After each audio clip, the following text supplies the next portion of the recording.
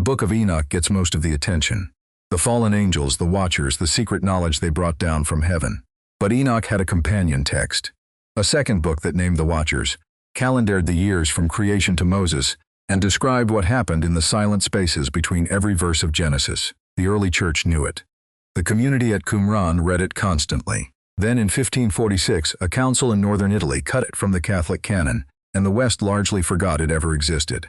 This is the Book of Jubilees, and what it contains may explain everything Enoch only hinted at. It was the spring of 1947, in a cave above the Dead Sea, near a ruin called Qumran. A Bedouin shepherd tossed a stone into a cleft in the limestone cliffs and heard pottery shatter.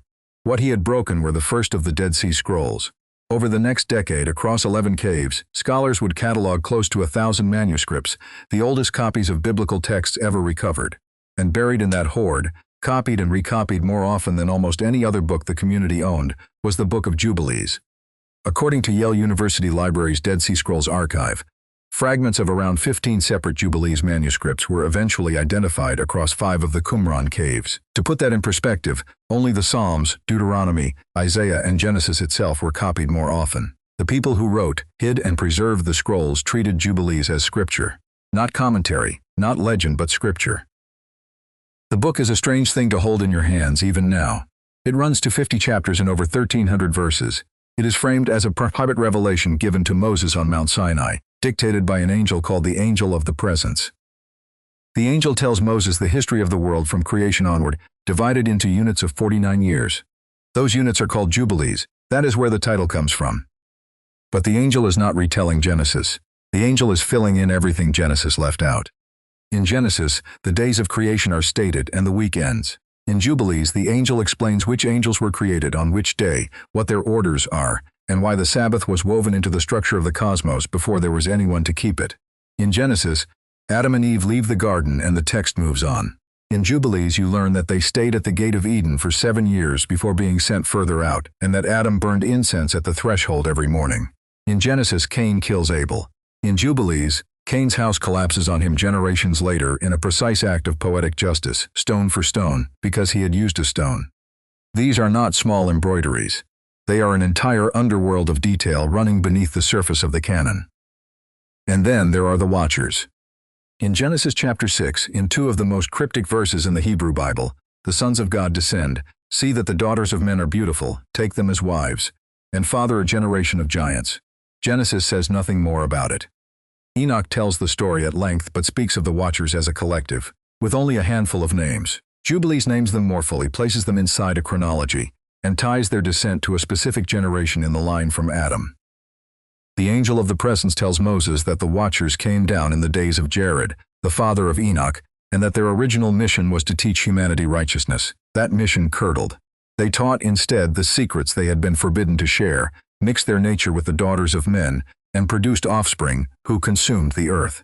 The flood, in the logic of Jubilees, is not punishment for general human wickedness. It is a surgical response to a specific contamination. That single reframing reshapes the entire opening of the Hebrew Bible. Jubilees also prescribes a calendar that contradicted every other Jewish tradition of the era. The calendar in Jubilees is solar, 364 days, 52 weeks exactly. Every festival falls on the same day of the week every year. No drift, no intercalation. According to the University of Notre Dame research project that has spent decades retranslating Jubilees from the surviving Ethiopic manuscripts, this calendar was almost certainly the calendar used by the Qumran community itself.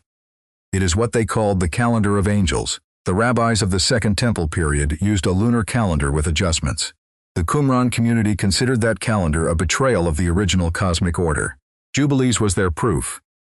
A book that names the fallen angels, dates the flood, fills in the gaps of Genesis, and prescribes a calendar that disagrees with mainstream Jewish practice. You can see why the community at the Dead Sea kept 15 copies of it. You can also see why the institutions that came after them would find it uncomfortable. If you are finding this useful, there are more stories like this on the channel. Roughly 400 years after the destruction of the Second Temple, Jubilees floated in the background of early Christianity. The Epistle of Barnabas seems to quote it. Origen of Alexandria mentions it by name. The historian George Synkellas preserves long passages. Several of the early church fathers treat it as authoritative. In the Eastern Mediterranean, in Syriac and Greek, Fragments circulated and were read aloud. The book was known, used, and respected. Then it began to disappear. The Greek text was lost. The Syriac fragments were scattered. By the time the medieval Latin Church codified its scriptures, Jubilees had drifted to the margins, and when the Council of Trent convened in northern Italy in 1546, that drift was sealed into law. According to the published canons and decrees of the Council of Trent, Session 4, held on the 8th of April 1546, the Council issued a definitive list of which books belonged to the Old Testament. The list was deliberately closed. Jubilees was not on it, neither was Enoch. Neither were the longer Greek editions that the Eastern churches had long included. With one decree, the Catholic Bible was fixed at the boundaries it still holds today. The reformers who broke from Rome went even further, trimming the canon down to the Hebrew Bible alone. Jubilees was excluded from every Protestant Bible by default.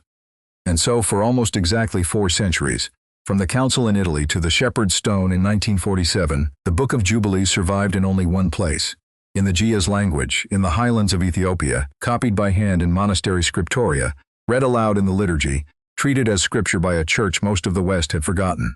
The Ethiopian Orthodox Tewahedo Church preserved Jubilees, along with Enoch, inside its broader canon. According to the published Orthodox Tewahedo biblical canon, the Ethiopian Old Testament is the largest of any major Christian tradition. Where Catholic and Protestant Bibles drew their lines, the Ethiopian Church drew none. Jubilees stayed scripture there. It never left. That is why the Notre Dame translators have spent so much of their work on the Ethiopic manuscripts. The Dead Sea Scroll fragments give us the original Hebrew of perhaps a quarter of the book. The Latin and Syriac fragments give us scattered passages. But the only complete Jubilees, the only version that runs from chapter 1 to chapter 50 without break, exists in Ge'ez, a language most scholars cannot read. In a tradition most Western Christians have never studied. Had the Council in 1546 ruled differently, the entire history of Western religion might have run on a different track. Children would have grown up hearing the names of the Watchers alongside the patriarchs. Easter would have moved to a different date, governed by a different calendar. The gap between Genesis chapter 1 and Genesis chapter 2 would not be a gap at all. It would be the place where Jubilees lived. Instead, the book sat in a cave for almost 2,000 years and in a mountain monastery for nearly as long. It is being read again now, in scholarly editions, in academic seminars, in the slow, patient work of researchers stitching the Hebrew fragments back together. The text is no longer lost, but the place it once held in the larger story is. The angel of the presence, in chapter 1, tells Moses that the words he is about to hear must be written down for the generations to come, so that they will not be forgotten. The angel was, on that one point, almost wrong. The names the Watchers brought down, the calendar that ran on 52 perfect weeks, the 7 years Adam spent at the Gate of Eden, the Jubilees counted from creation to the giving of the law, they are all still there, in 50 chapters that almost did not survive, preserved by a Bedouin shepherd and an Ethiopian monk who never met. That is the Book of Jubilees, and what it contains may explain everything Enoch only hinted at.